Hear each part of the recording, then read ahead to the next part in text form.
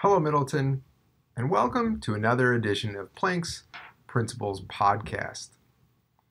I come to you today with the topic of crisis management, emergency management, and holds specifically. Over the past couple of weeks, I've gotten a number of different inquiries on this subject, and so I thought this would make for a fine topic of conversation in this week's podcast.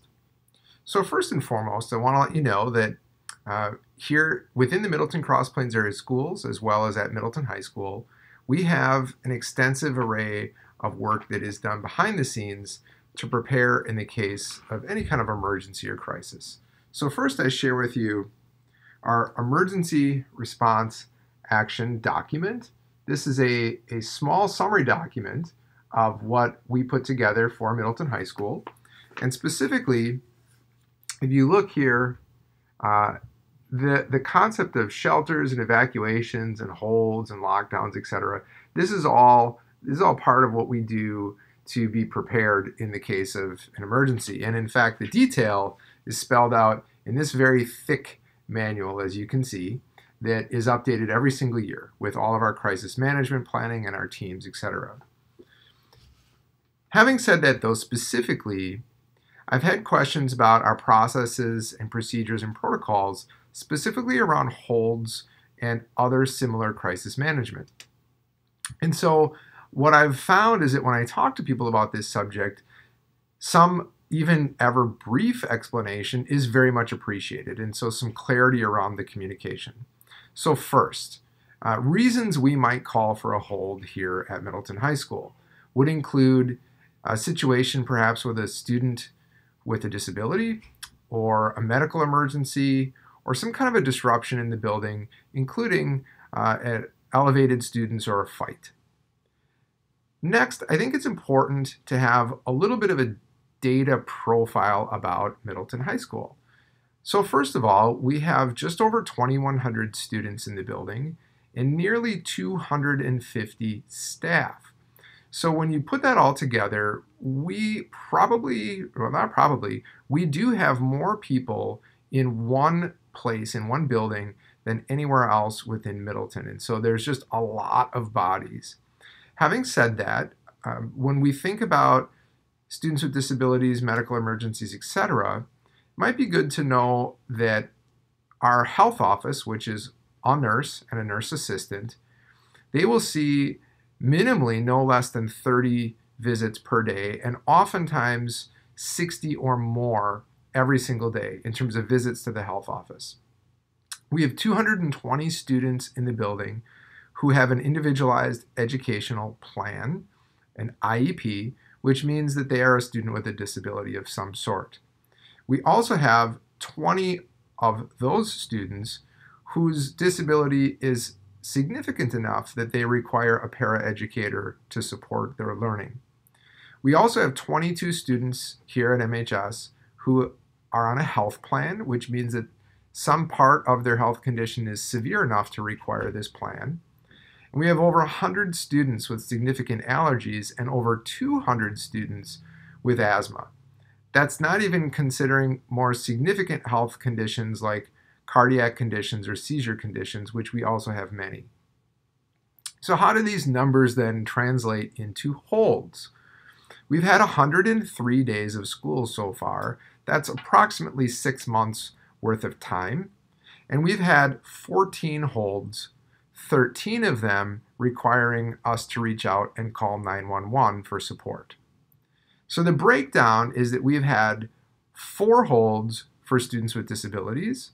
We've had 8 medical holds, and we've had 2 holds due to disruptions with students. 2 of them, those 2 specifically, for fighting. So anytime that we use a hold, our first priority is that of student and staff safety. In addition, as you might imagine, we also do look to maintain a certain level of privacy for students as well as confidentiality. And oftentimes when there's a medical condition or a student with a disability, we really do want to prioritize privacy in addition, because it can be very embarrassing, as you might imagine, if you have an allergic reaction and we need to call for paramedic support, and there's a bunch of people kind of gawking, and so that's why we would use a hold. As far as communication is concerned, there's definitely a delicate balancing act. If we were to communicate too much with families when there's a hold situation, we kind of saturate you being ready for us to communicate to you, and it's another hold, and it's kind of easy to delete a message. It can also potentially be harmful to the messaging of the school or to the school's reputation if there's hold after hold after hold. Too little communication is kind of has the chance or the risk of generating a certain amount of fear or a lack of trust or transparency in how come we're not being communicated to. So what we would tend to do, and my stance has been that in any situation that's a little unusual, we would really try to communicate with you via Infinite Campus and the parent portal to keep you informed about a situation that might be a little bit out of the ordinary. However, if it's a pretty routine situation, or perhaps it's a student with a seizure, or there's a medical situation and we utilize a hold, and it's relatively routine, then we might not communicate that to you at all, but you might hear from your student, oh, hey, we had a hold at school today. And so given that we've had 14 holds already, that might not sound like a lot, but it averages 2 to 2.5 or even 3 holds every month, or sometimes that's once a week, or we might go a couple of weeks without a hold at all and then have 3 within a very short span of time. So as you can see, it is a delicate balancing act. We appreciate the faith and trust you put in us when you send us your most prized possession of all, and we hope that we're doing a good job of keeping you well informed.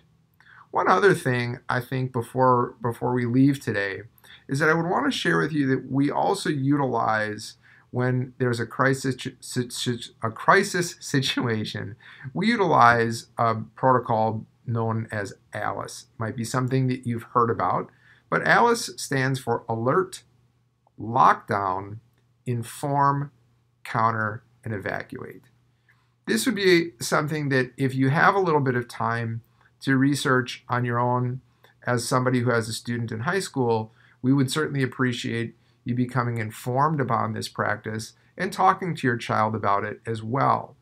Essentially, what we learn from ALICE is that being alert is important. It's the first sort of mechanism for protection and defense, just being aware of potential danger. Locking down is important because if, in fact, evacuation is really not an option, being able to lock down securely is an important factor in safety. And so we teach a barricade procedure here at school.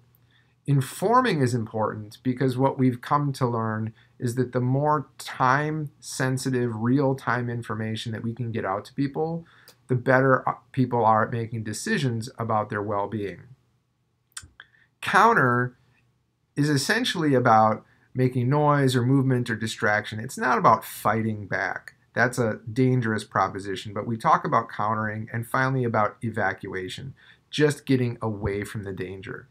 So as you can see, you'll note that ALICE is sort of a crisis management protocol that's pretty easy to remember, and so it's something that we talk to kids about. But again, wanted to follow up with folks about our process and procedures and protocols related to holds, give you some insight into the scale of the experience we have here at Middleton High School, the number of holds we have had, what they've been for, and how we go about communicating that. So I hope you found this brief podcast to be beneficial. Again, thank you for tuning in. Would welcome you to share this with others, and stay tuned. Until next time, have a great week.